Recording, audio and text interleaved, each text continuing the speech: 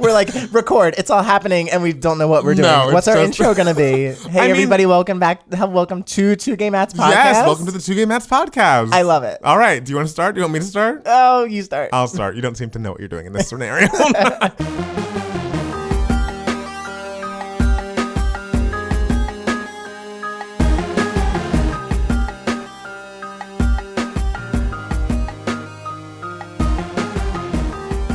Hi, everybody, and welcome to the first Two Gay Mats Podcast.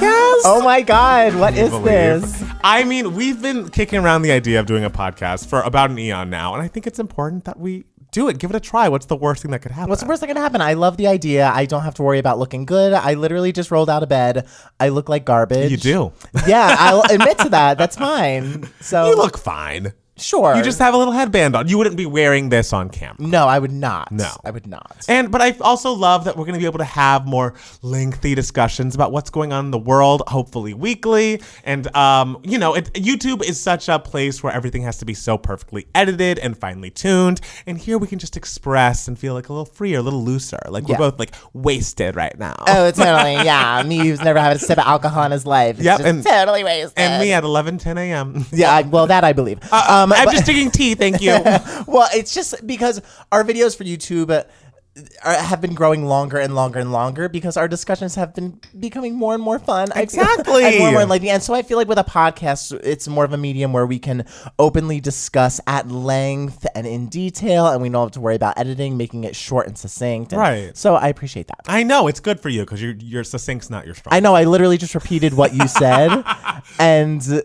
yeah, but I appreciate that. So, Matt Steele, on this inaugural episode. Oh, God. What do you want me to do? How was your week? It was fine. My week was actively fine. I literally said, don't just say it was fine. And I was like, I'm going to ask you about how your week was. You need to discuss, express. Well, okay. So, as many of you may know, I'm a huge Big Brother fan. And this season of Big Brother started like 2.5 weeks ago, and it's been such a flop so far, and I'm really devastated by it. So this week has been hard, especially the beginning of this week in the Big Brother cycle. My favorite person on the show, everyone's favorite. She's everyone's favorite. Nicole. She's a queen, and she's in a lot of trouble this week. Spoiler alert. Big Brother. Nicole's in trouble. For those of you who don't follow the feeds. But yeah, so this week's a little devastating. It's also sad because I guess from what you were telling me, you were like, oh, I think it's going to be a good season because they're all racist. And the last racist season was really fun. Okay, season 15, everyone hated. I thought season 15 was a blast because everyone was a complete disaster. Yeah, they were all racist. They were not all of them, only like 3 of them. Okay. But it was a big headline and it was really dramatic. But this, it's just kind of gross. It's really terrible. It's not even like fun to watch. No, because like season 15, the reason why it was so fun is like there were some people who were horrible to watch, but they caused a lot of fights, and so we loved the drama.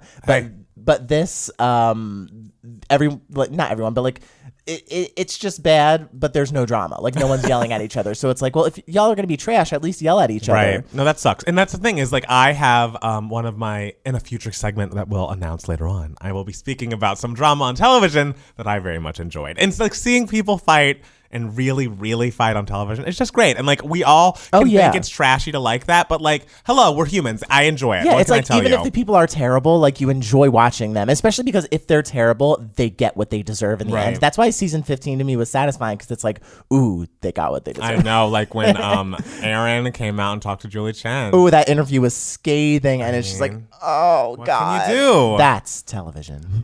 Well, my week has also been pretty fine, pretty good. It's been like long. I feel like any sort of week after a holiday week is like, work days, give me a break. Like I deserve to have 3-day weekend, 4-day weekends every weekend. And that wasn't the case this week for me. So I'm so sorry. 4th of July can't be every weekend. I really want it to be every weekend. Why not? Why not, America? I know. So disappointing lately, it's America. So bad. I mean, it truly is. But I'm trying to think what else. I mean, a lot of my things are going to come up later, but I must say, just off the bat, I beat Super Mario World on the SNES Classic late last week, and I'm telling you, I've been flying high ever since because it brings up memories of childhood. It's not an easy game still, so even when you return to it, it's still hard, and so beating Bowser was a moment. And Matt Steele can attest that I was very engaged in the game when Guys, I was finishing it. For someone who hates silly, like I'm the silly one here out of the two gay Matts franchise. I am the silly one. I'm the one who should be screaming at the TV, jumping up and down, making up words like, oh, harmy Barbie Jarby. I didn't say that. He did. Go to my Twitter and you will find word examples that he created. Literally, like, with a straight face, was saying these words. Let me explain. When I was a young person, I was very much a square, which I'm not now. I'm super cool. But I was like, oh, I'm a young person and I can't say bad words, but I get really upset and, aggressive during these video games. And so I would have to make up my own bad words. And maybe I fell back into that replaying Mario, but whatever. That's kind of adorable. Thank you. I am adorable. It makes you somewhat likable. Oh, I've always been likable, bitch. Thank you, though. So basically, long story short, I'm buying a Switch. I just am buying a Nintendo Switch. I'm going to wait until Prime Day on Sunday, or is it Monday and Tuesday, I think? See if Amazon has any deals. If not, I'm running to Best Buy. I'm buying the Switch. I'm buying Super Mario Odyssey, Super Mario Kart, and also Zelda Breath of the Wild. I'm nervous because the time I've played the Switch, it seemed hard. Like, there's so many controls now. You have to, like, control the camera and stuff. And I'm like, am I just old? Or, like, is this really difficult? What's the difference between a Switch and anything else? They're all the same. God, I can't bring that. Like, okay, please don't. As Super Nintendo came out in 1992, and the Switch came out in, like, 2 years ago. Oh, okay. Yeah, I thought Switch was, like, another, like, throwback No, Switch is current. So... Okay, well, that's all I care to hear. All right. You also can, like, play the Switch on your TV, and then you can also pick it up and play it as a mobile device. So that's pretty cool. Sure. All right. If you're into that sort of thing. His face just went so dead. I can't even continue looking at it. So I guess we'll just start into our first segment, which has been, I must give a shout out to the iconic Janie Stoller, Janie Fierce, who I'm sure you'll hear on this podcast pretty soon. Yes. Once I figure out how to get a third mic working. This is from our old podcast entitled TBQH. We have 2 iconic episodes available online somewhere. But we had our news, our hot topic segment, and we just called it News for Idiots. Because, and just so we're all clear, that is out of love. We are also including ourselves in the idiots category. Just because, like, instead of watching the, MSNBC's The World and getting sad and, feeling dreadful about the rest of the world and how Donald Trump is the worst person on the planet, we can focus on important things like Big Little Lies season 2 and what happened there. Yes. Yes. Yeah. So in preparation for this podcast, I told Matt Steele, you've got to catch up to Big Little Lies. What Meryl Streep is doing on the show is insane. And the show in general is insane. And like, he's not a TV person, but I feel like we are in the golden age of television. Yes. And you're very into Handmaid's Tale, yes. which, I just feel is torture porn. And so I can't get on board. So I haven't started season 3 of Handmaid's Tale yet because I was in Europe and people are saying it's fine. I really don't know. People like shat on season 2 and I loved season 2. I thought season 2 was great. I couldn't even finish season 1 because it's like, I have a life to live. Like, I have to go outside and smile and see the sun. Like, I want to die. It's so depressing. Like, people are always like, Matt Steele, you're so happy and chipper. It's like, no, I love dark, depressing. Oh, girl, not me. Like, remember when I made you watch Dancer in the Dark? Yeah, I did. I'm still reeling from that. It's like in college, someone made me watch Requiem for a Dream. It's a very college movie. Give to it watch. to me. And it's like it's a very college movie. It's just like, I'm deep in college. Let's watch Requiem NYU for a Dream. Tish. We experienced that. It was a rough time. It was hard for us, but we made it through. Made it through the rain. And so I just thought Big Little Lies would be a good thing to add to your repertoire. And yes. Are you caught up? Where are you now? I caught up last night. Yeah. Okay, so I saw the pilot episode of Big Little Lies with my friends when it first came out in 2017. And I'm not a big TV person just because I think it's such a hassle to have to continuously watch and watch and watch. I do think it's funny. I love a movie because you sit and you watch and it's done. I do love that the 2 shows that you've now watched were both like, I'm pretty sure this is a mini series, right? And like, this is one season. It's like, nope. I got tricked into watching Handmaid's Tale because I thought it was going to be a mini series. Right. And then I was like, oh, wait. It's the end and nothing happened. So I was like, damn, now I have to watch season 2 because I found out it was a real TV show. And Big Little Lies was supposed to be a mini series. Right. Because there's only one book that ends at the end of the first season, right? Yeah. So, and the thing with season 2 is you can tell that. Am I alone in that? I like season 2. I mean, okay, season 2 is like fine and entertaining and everything, but like there are problems that are evident. Which is also why I prefer movies to TV shows because it's just like with movies, it's like it's either good or bad. A TV show, it's just like, no, seasons 1 and 2 are amazing, but oh no, season 3, there was a downfall. And the only thing I have the patience for with that I have Degrassi, which definitely ebbed and flowed in waves of greatness and badness, but you stuck with it until the end when you just didn't stick with it. Until like went on Netflix and it's like, absolutely not. I'm not doing this.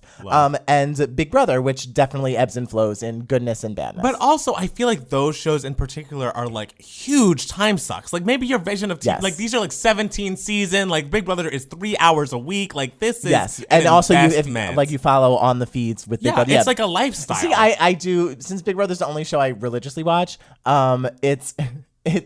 It is such an investment, so I feel like every other TV show is just like that, and I need to tell myself, no, that's not the case. It's really not. But yeah, so I watched the pilot of Big Little Lies a couple years ago when it first came out, and I was like, oh, this is excellent. Maybe I will watch some more. And then, of course, I did not.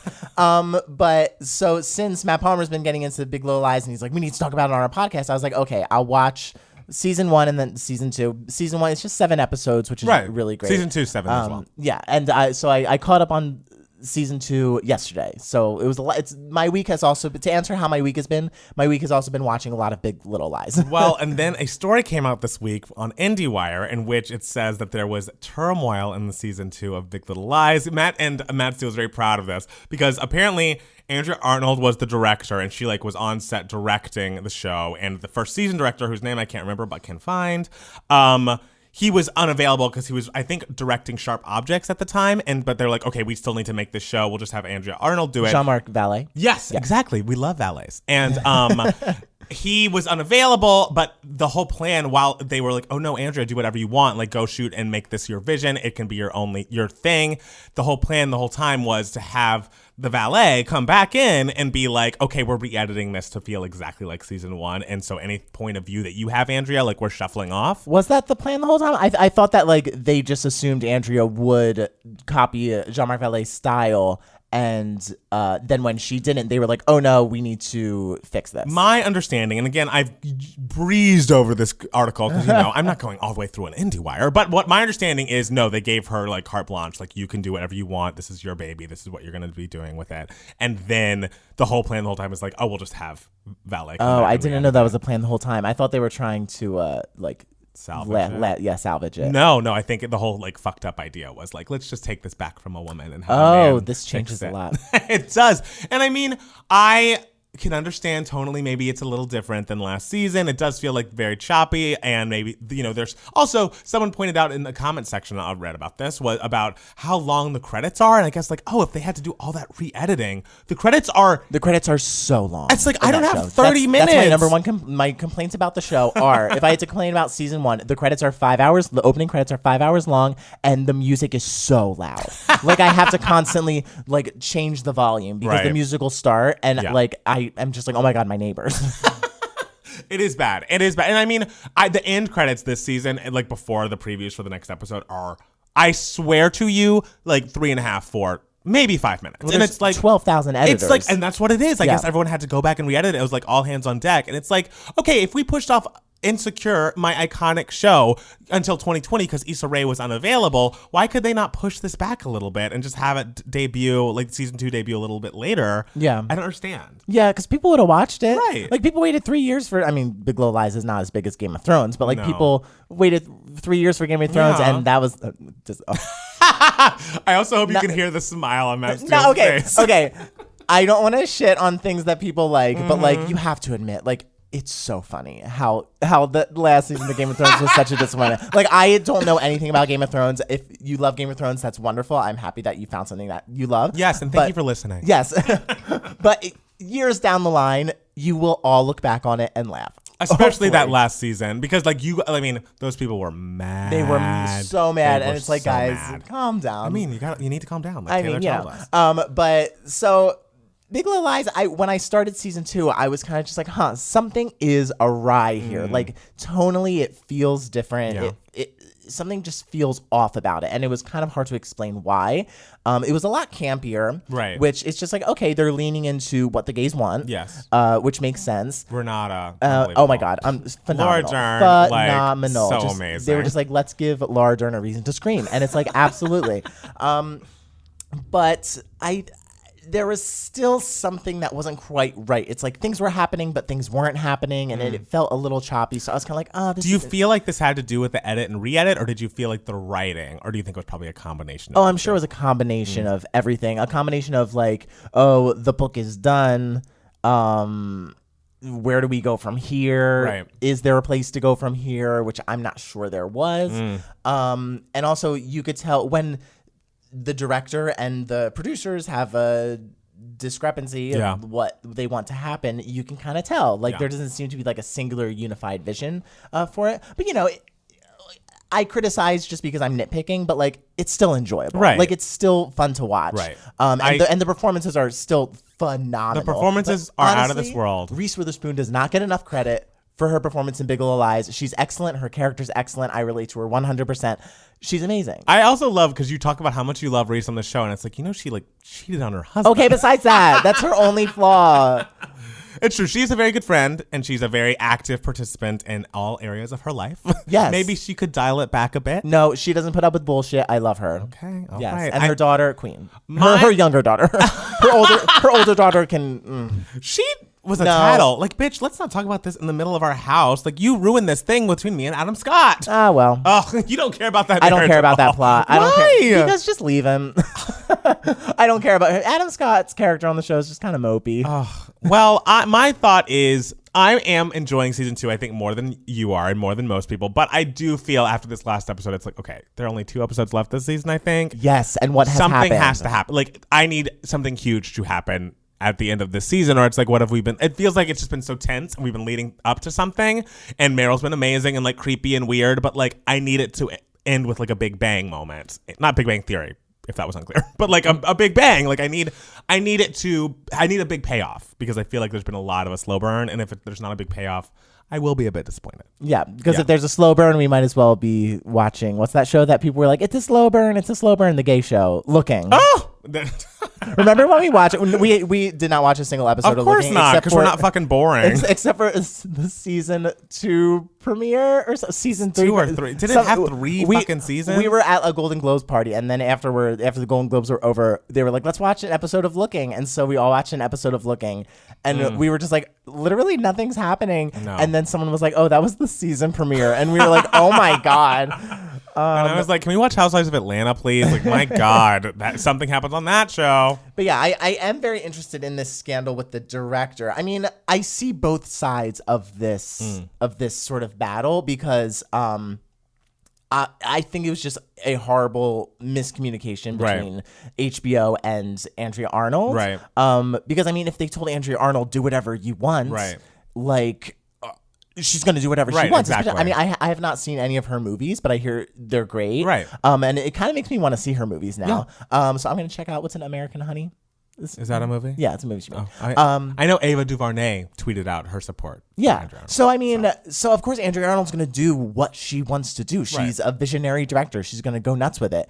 But I do understand HBO side, where they're just like, the show has to be uniform. Like, we have to. Well, then why did you give her that direction to like go do what you want? So I feel like HBO is definitely in the wrong here. Yeah. If I had to vote, if I had to be a judge and slam down my gavel, it was bad communication. I agree. And I don't think that was fair to Andrea Arnold. No. But I get what they needed to do, which is why TV frustrates me, because there are so many cooks in that kitchen. A lot of cooks. And you're so lucky, Matt Palmer, that you make your music. You do everything yourself, and you can do whatever you want. Like Lorna's for Devos, the movie I made, I had to collaborate with so many people, and it's just like, and that was only a couple people. Like, this was a very low budget movie. It's collaboration's hard, and I'm lucky. I had a great time. Right. For the most part. Yeah.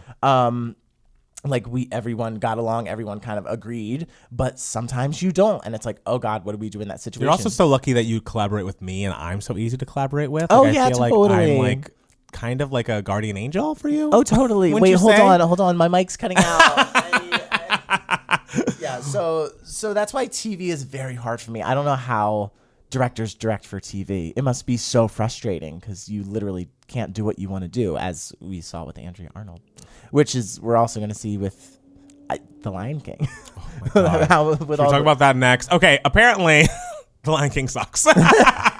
And the thing is, I realize all of these like Disney remake money grabby kind of movies, they're not me. I'm not the audience for it. I've seen none of them and planned to see this one because obviously Beyonce. Like I was going to see her in this, but I really, looking at that cast list, I was really hopeful when they first put it out because it seemed like everyone was cast very well and these were great people who were actors and could sing and like this could be so fun. But do you remember me telling you when I first saw the footage of the movie, I was like, it looks so sepia. Everything is sepia. Everything is like a light brown, like blondish hue. And I'm just like, wait, the fun of the cartoon is all the colors. Like they were in the rainforest and there were greens everywhere. And like, I don't know. It just looked so dead. And like people are like doing, because I guess they premiered like the full Hakuna Matata scene on Jimmy Kimmel or something, or a big cut of it, and someone did a side by side of that from the cartoon. I think like an advertisement did a side by side of it. I think like there's no way they did that.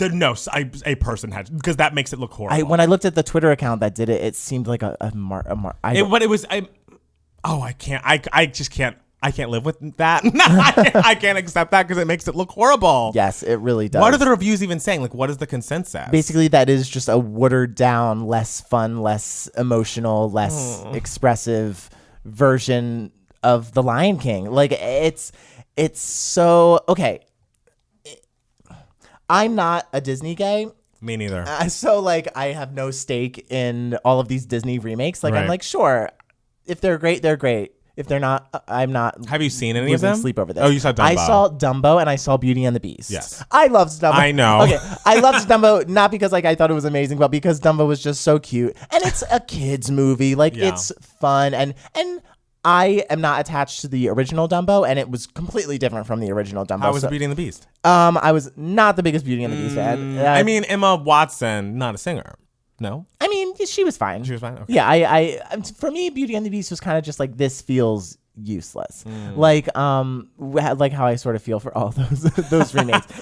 Because at least like Dumbo did something different with it. The Jungle Book is not so beloved that I'm offended that we're making it. And also the Jungle Book was so long ago. You know, Beauty and the Beast was like, at the time it came out, 25 years old. Yeah. And they're just literally just remaking it. Like, and the thing with like Mulan, sure, it's the same story, but that trailer looks cool. They're marketing it as a samurai movie as opposed to just like a remake of the Disney movie, which I appreciate. We're doing something different. Right. And I could see being upset that some of the songs weren't in it. Like there was no reflection and no like, I'll make a man out of you, which by the way, if I hear another straight man sing I'll make a man out of you at karaoke, like I'm going to jump off a bridge. That's Please literally stop. my go-to karaoke song. Okay, well, stop.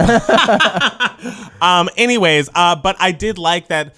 If the argument is, we don't need another shot-by-shot remake of something, we're going to do something different with it. And it's like, okay, I appreciate that. Of course. I'm into that. Yeah. But apparently this is literally just The Lion King, another animated Lion King. Which is so upsetting because you look at the cast and you're like, oh my God, Beyonce, Billy Eichner, Donald Glover, who some people seem to like, and Chiwetel Ejiofor. Just like, I felt like the cast was so amazing that I was like, oh, this is gonna be great, and like all of these people seem so well fit for their roles, and it's such a brilliant story. And the original animated movie is just one of the best. It's incredible, and there's so much heft to of course, like all these Disney movies during the Disney Renaissance were amazing, but with The Lion King, there's so much weight there, right? Because it's such a well-made movie, and then became such an incredible stage version with it. This movie just makes me appreciate Julie Taymor 1,000 times more because what she did with The Lion King on stage is unbelievable. Oh, was she the director of the Broadway Lion King? I saw that tweet and I was like, I don't get it. Scroll. Wow.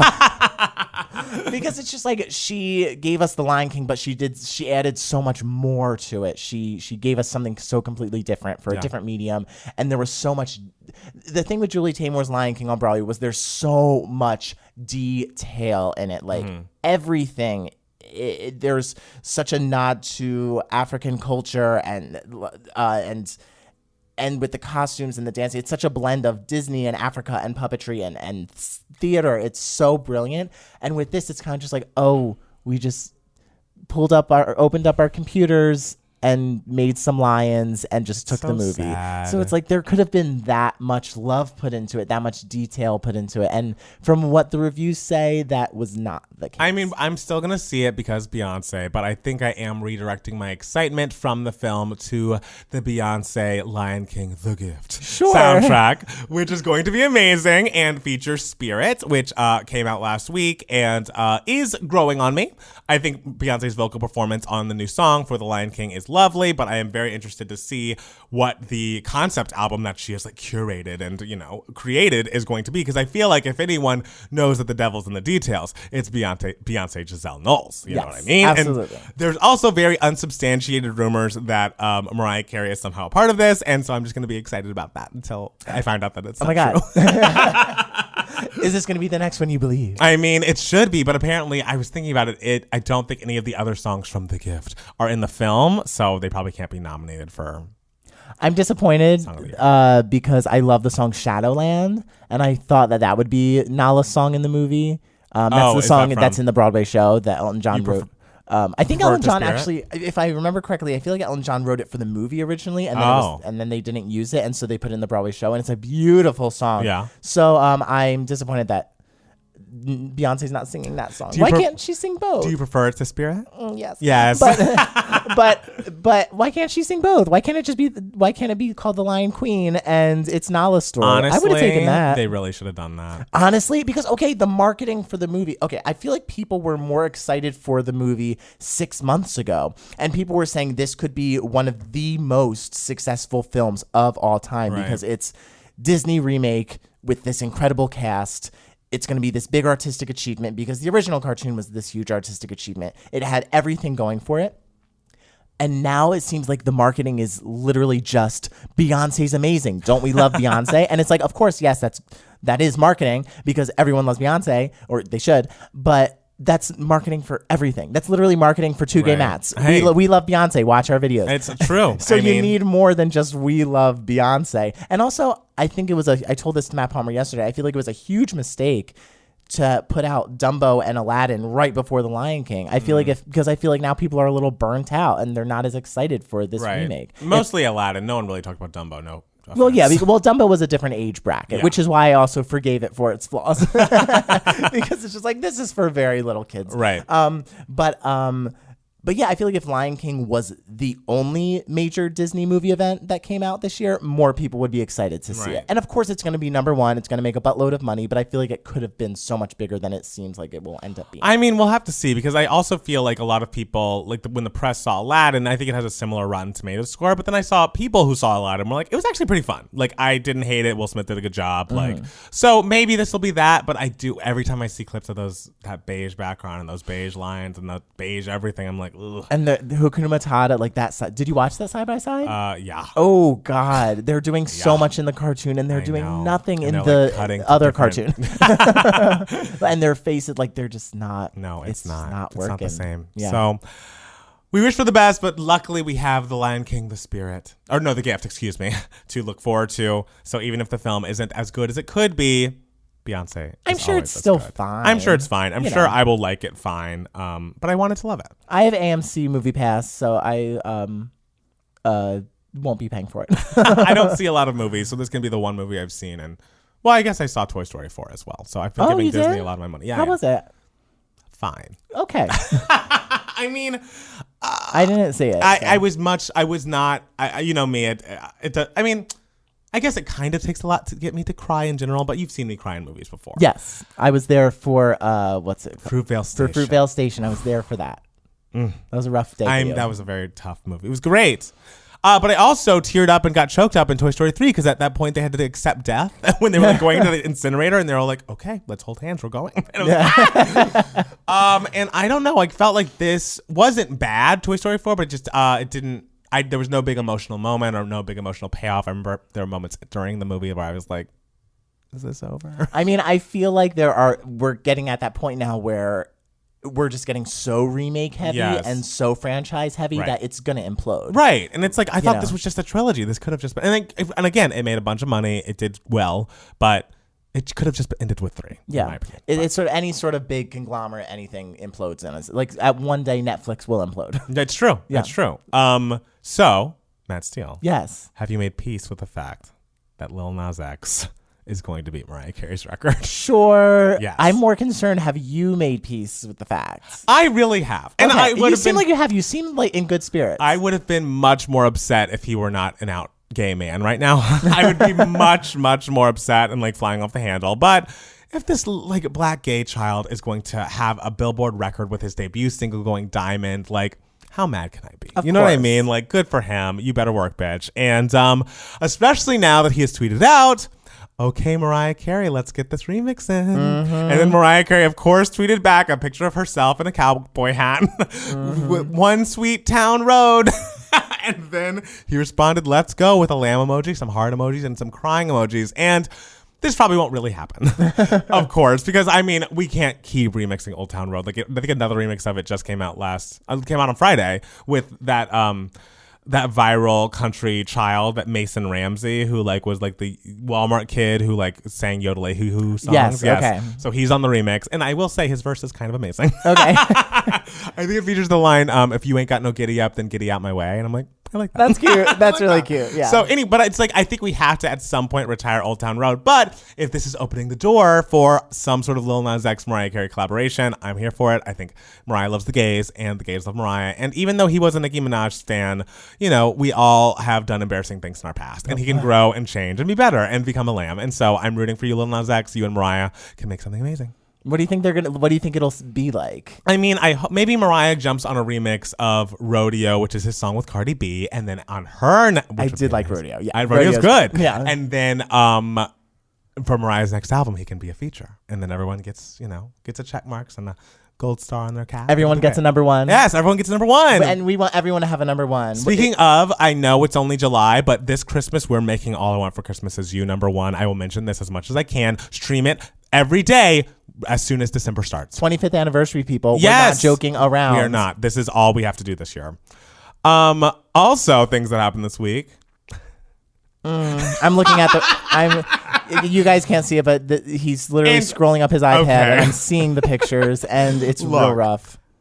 I am not a person who is like, Shawn Mendes is gay and I will die on this hill. Like, no. Like, I don't know what that boy's orientation is. I don't know what his deal is. I don't know him personally. I know that he is beautiful and sings songs that young people seem to enjoy.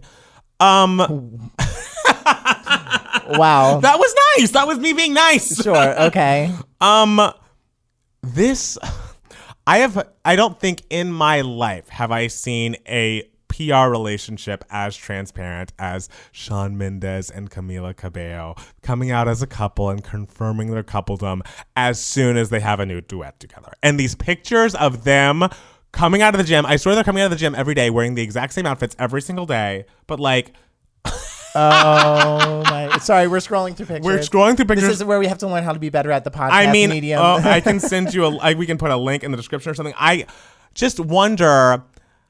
It's like, I don't know if anybody who's listening to this is old enough to remember when Heidi Montag and Spencer Pratt were a thing in like 2007, and they would stage paparazzi photo shoots of essentially them pretending to break up or getting in fights at a pumpkin patch and like the dumbest shit you've ever seen. But it was paparazzi time. They'd call the paparazzi. They'd come. They'd get so much press from it. These pictures rival those in their like stagedness. It's like, you do not love her. Like, whether you are gay or not, I don't know that. I don't know you personally. I'm sure you have loved before. You, in these pictures, there is not a real smile to be seen. There is not a twinkle in the eye. These are two people who are colleagues. Their makeup is perfectly done for just having come out of the gym. They are ready for these paparazzi pictures. Yes. They look so happy. It doesn't look like they're having a real conversation. No, they're just smiling at each other while he like looks at his phone while she's turned around and hugging him. And it's like, they don't even physically match up. Like, it just doesn't look like these are who either of you would be with. It's just like, I don't know. It's just so staged and PR. And it's like, are we not a little beyond that? Like, I feel like we should. It's 2019. Yes, like we should really, like, if Lil Nas X can come out and like. Look, I am not going to sit here and say Shawn Mendes is gay and he should come out. But like, we shouldn't be at the point where we are faking relationships for promotional purposes. I agree. Like Shawn Mendes, like be a bachelor, like be that hot single guy, right? Gay, straight, whatever you are. Who's to say? Yes, but. I don't think we need this couple to happen. Having a song with her is enough. Like, she's one of the biggest pop stars. Yes. You're one of the biggest pop stars. You have a duet. It should be successful. Yes. It wasn't that's successful enough to beat Lil Nas X, which, come on, guys. But no one is successful enough to beat Lil Nas X. It's true. So if that's the case, don't fake a relationship. Get a better song. I just really think as a consumer, as a total consumer base of the world, we're all smarter than this now. Like, it's not 1998 anymore. We're not just going to be believing two people who like randomly have a song together, like also fell in love. It's like, well, this is your second song together, by the way, and you've known each other for years, like, and Camila Cabello just broke up with her long-term boyfriend like 2 weeks ago or something, and it's like, and now you're in this serious relationship with Shawn Mendes. I don't buy it. He also did this with Hailey Baldwin, like 2 weeks before she married Bieber. They were like, are they not dating? And like, I think Shawn Mendes brought her to the Met Gala that year or something, and then she was suddenly married to Justin Bieber, and he was just like, yeah, I'm really happy for them. I had no idea Justin Bieber was married to anyone. Yes. Someone gave that boy a marriage license? Yes, he is married to Hailey Baldwin. Oh, well, I don't know who that is. One of the Baldwin brothers' daughters. Oh, yes. Cool. Yes. Good for them. He's like a model or something. Good for all of them. Yes, I hope they are happy. I had no idea that happened. Yeah, it happened. Well, when did that happen? It happened years ago. Okay. But yes, so I mean, Shawn, don't do this. Like, I feel like we have more pride than this. We know what's happening. We know what you're doing. And I don't think it's necessary. You're a talented guy. People seem to like you. You're very, very, very, very handsome. It'll be okay. Yeah, he's got the talent to back it up. Speaking of celebrity couples, apparently Jessica Simpson's new memoir will detail marriage to Nick Lachey. I'm ready for that. I just honestly pulled this up because I really wanted to read the description of the book. From her popular television show Newlyweds to a very public divorce, starring on the big screen. What? Wait, my favorite. And topping the Billboard charts.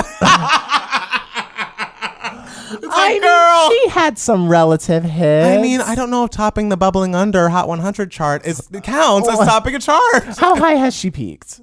I would imagine 12. Really? Yeah. I would imagine she's had a top 10 hit. No, I don't think so. What song do you think is her? Okay, let's look up. You talked about your history with Jessica. I'm going to look up I Want to Love You Forever. I really don't have much history with Jessica, but like I will talk about Jessica Simpson just because she's great. Good for her. I'm happy that she's a business maven and is and has stuff that people want to buy. Yes. And I mean her edible whatever it is, edible hair gel. Like, what is it? Wait, is that a real thing? It's like edible makeup. She sells. Ew, like, I don't want that. It's like some edible foam. From what I remember, she also said that she brushes her teeth like once a week or something years ago. Did she really say that? She said that back in like 2012. That's like, this was revolting. Jessica. She said because she doesn't like the feeling of brushing her teeth, so she does it like once a week. But I feel like that might have been a publicity stunt because her teeth look fine. So I feel like if you brush your teeth once or twice a week, your teeth should look bad. Okay, we're getting to chart. All right. Her I Want to Love You Forever did peak at number 3. I knew she had 3 is higher than I expected. Yeah, but 3. But I think I'm in Love With You peaked at 21. Oh, really? Yes. That deserved a little more. Let's see what With You peaked at, because I think that was like a comeback hit for her. I do like With You. You do like With You. I do like With You. With You was, my brother loves With You. I know that which about. Is random. Yeah, Michael Steele. And I'm like, I don't see, of all the pop songs you could love, why With You, where she's doing like a Britney Spears impression? The song is cute. It's not bad, but it's like Jessica Hot 114. So 14? Okay. I think I Want to Love You Forever was the only top 10. Maybe I'm wrong in that. If you want to correct me, send us an email. With You should have peaked higher than I Want to Love You Forever. But that's only my opinion. I Want to Love You Forever tricked us all into thinking she was a good singer, which she's not. She just, you watch some of those old videos of Jessica Simpson performing live and you're just like, how was I fooled? I was so blind. If you have anything to look up today, look up her duet with Jewel. Oh my God. It's the greatest thing you'll ever see. I've never laughed harder than watching her perform Who Will Save Your Soul with Jewel. I think it might have been on her variety show. Yes. She's doing a Jewel impression. It's truly She's doing a Jewel impression with Jewel, and Jewel is... She's laughing. She's actively laughing. It just seems like Jewel is duetting with like a 9-year-old girl, and Right. the 9-year-old girl's like, I can sing songs just like you, and she's like doing this harsh Saturday Night Live Jewel, like too broad for Saturday Night yes. Live, like Jewel impression, yes. and like trying to take it so seriously, which is kind of just like, is Jessica Simpson in on the joke? That's No. always what I want to know. No. Because she's great at it. I don't believe Like she on is. Newlyweds, like was that all that? I think stage? she can lean into it. Yes. I think after like the chicken of the sea fish thing, she leaned into it. Yes, because she knew, oh, this is what people want to But watch. I think it comes from a very real place. Like the core of herself doesn't get it, but then she sees people responding to it. It's like, oh, I'll give them more of that. Yeah. But she didn't get why that first thing was that funny. Which, you know, good for her. Good for her. Good Hey, for her. it's made her a lot of money, made her Yeah. very rich. I am very rich, bitch. Okay. And we will buy this book. I mean, I'll read a review of the book. Okay. The last thing, there's not even much to even say about this, but R. Kelly got arrested on federal sex trafficking charges. Oh, no. Well. Oh my God. That's so surprising. We didn't know that he did this kind of thing. Whoa. What are we going to do? Lock him up, throw away the key, swallow it. And also, just by the way, to those people who are still commenting on our Leaving Neverland review on YouTube, go fuck yourself. I am the biggest Michael Jackson fan, or I was, in the world. And the fact that I could watch that and make the decision to distance myself from him and his work, I think is a choice that I made for myself personally. And if you disagree, that's fine. If you want to keep listening to him and keep enjoying him, that's fine. But like, to look at those people's faces and say, they're lying, this whole documentary was a crock of shit and you're idiots for believing this, and just looking at victims and telling them that they are not victims, you are so insanely fucked up for that. And I just think you're all sick and demented, and I realize that you're all stands. I'm a stand myself, but you've got to let it go. Sometimes people have to let go of their idols because they're child molesters, and I had to do that. So goodbye to you, to quote Michelle Branch. But hello to everyone else watching. Yes, thank you guys so much for listening. Oh my God. Okay, let's take a little break. And then we'll be back with our final segment. We might need more segments, but we'll be back soon. Bye. Hi, everybody. Welcome back. We don't have any ads yet, so that break was a nothing break for you as well. Yeah. Are you going to put like little Matt Palmer music in there? Oh, maybe I'll just like Do promote it. myself. Just shamelessly promote yourself. Done. Absolutely. Get Lost available now. So our final segment for today is entitled Giving the Moments, Darling. In which both Matt Steele and I will explain what our favorite moments of the week were, or just some moments that we want to bring to light and share with you things that make us excited, things that make us feel good. And so Matt Steele, please, our inaugural Giving You Moments, Darling, starts with you. Okay, well, my moment has actually been a moment that I've been going through for the past 2 weeks about. As many of you may know, I just got back from Europe. I saw the Spice Girls in concert. I talked about the Spice Girls, blah, blah, blah, blah, blah. He just gave a shady who into the microphone in case you couldn't hear. I talked about the Spice Girls concert a little bit on 2 Gay Mats. It was the greatest night in the entire world. But I did not get to talk about my experience for the first time seeing Matilda the musical on the West End. Wow. So, okay, Matilda, I desperately wanted to see Matilda when it was on Broadway. But of course, I live in LA. I wasn't able to see it. It eventually closed on Broadway. I was like, oh man, I should have seen this. I didn't listen to the cast recording at all. Wow. Because I was like, I want to experience this, the visuals as well, because I feel like it's a show where you really have to experience the visuals instead of just listening to the cast recording. And I was correct. And so I thought, oh wow, I'm literally just never going to experience this, because there was something about everything I've seen of the show that really spoke to me, really moved me, and I was just like, I can tell I'm going to love this. Everything about this is stunning and perfect. And so, but I finally got a chance to go to London and see the show on the West End. And how'd you feel? And it was everything I wanted it to be. Aww. So the past 2 weeks, I would say, I've really been in a Matilda moment. And it's basically all I've been listening to, period. Is Matilda. Are there any new favorites jumping out at you? Were your initial favorites still the best? I mean, the initial favorites are still wonderful. I mean, we'll talk about that. We'll do a Patreon on this, I'm sure. I'm sure. Oh, maybe we should do that this week, because I don't want to listen to like a bad old musical. We're going to listen to a great old musical. So there are other songs that I had not heard before, and seeing it with the staging and the London show, there's a song called The School Song, which is one of the best staged numbers I've ever seen in my entire life.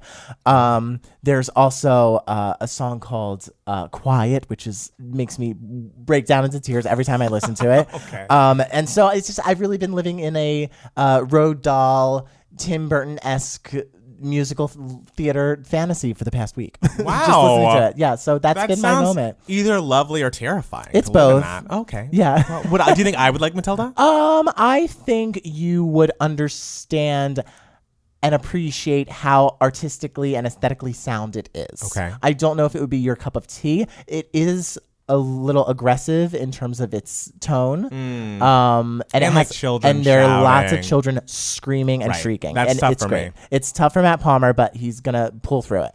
And I just think it's such an artistic achievement. And if you don't know it, check it out. All right. Matilda, available now on Available now. Spotify. I prefer the Broadway cast recording actually to the London cast recording. So, but they're both great. But the Broadway has more.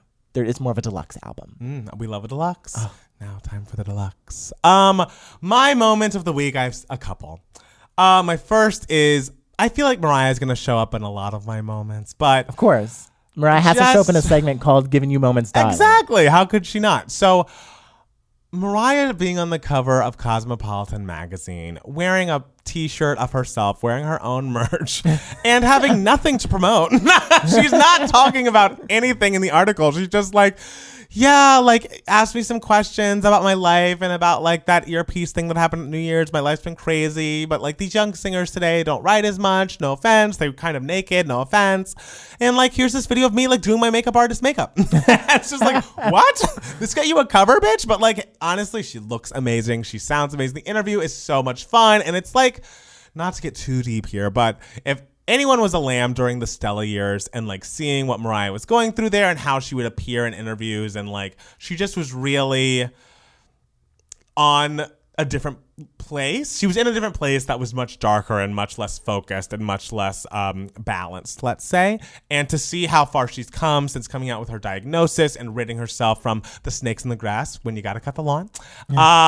It's really just exciting to see her so happy and content and like stable and like confident in herself again. It's just like, yes, like you don't have to be trying to compete with these Ariana Grandes of the world because like, bitch, you're Mariah Carey. Like I just feel like there's no competing. Like it's like, oh, Lil Nas X is going to beat my record. Well, good for him, I guess. But like, I'm still Mariah Carey. And maybe I'll just like make a viral tweet about it. And it's like, yes. And I feel like she's really leaning into her legendary status lately, and she's having more fun with it. Yes. Like that bottle cap video. Oh my god, so adorable, truly amazing. Like, just is she the funniest person on Twitter? It's just like an icon. So I just have to say that brought me a lot of life this week. And also, just to go back to the people fighting on reality TV moment we mentioned earlier.